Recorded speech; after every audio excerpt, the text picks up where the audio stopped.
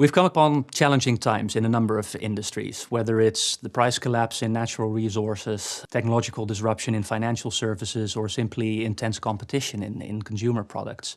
We increasingly see companies needing to make dramatic cost reductions. And by dramatic, I mean anything between 20 and 50%. And these kind of efforts are exceedingly hard for two reasons. First, obviously, there's the challenge of getting to these large percentages.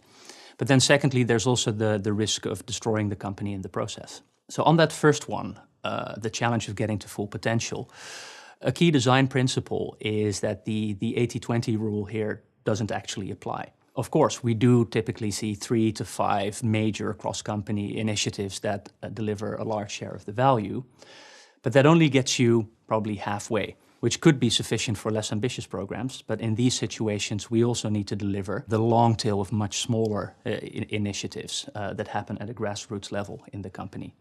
And that requires an entirely different approach. So rather than having cross-functional centralized teams delivering detailed plans over a long period of time, in these cases, actually what needs to happen is individual initiative owners all throughout the company need to be supported and empowered in their efforts. And a process needs to be put in place that allows them to escalate any roadblocks that come up and resolve them as they do. The second challenge around protecting the long-term viability of the company is not always fully appreciated. In these kind of situations and with cost reductions of this scale, there is always a real risk of sending a company into a death spiral. What tends to happen is that the best people leave, the remaining staff becomes demoralized, revenue starts dropping, triggering the need for more cost reduction, etc., etc. So to prevent this from happening, a couple of things are essential.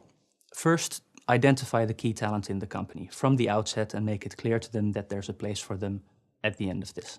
Second, cut hard, cut deep, but do it quickly and do it once. Invariably, we see half-baked efforts that don't go far enough in the first instance, resulting in second and third waves of cuts, which can paralyze a company over time. And then finally, perhaps most importantly, make sure that 90% of staff stay focused on their day jobs and keep looking outwards. Especially activities that generate new business for the company need to be protected. And so, for example, blindly cutting travel costs, if that prevents sales agents from seeing their clients, just doesn't make sense. So in these kind of situations, more than any other, I would say, it is essential that executives keep a cool head and stay focused on what's driving revenue as they address the cost.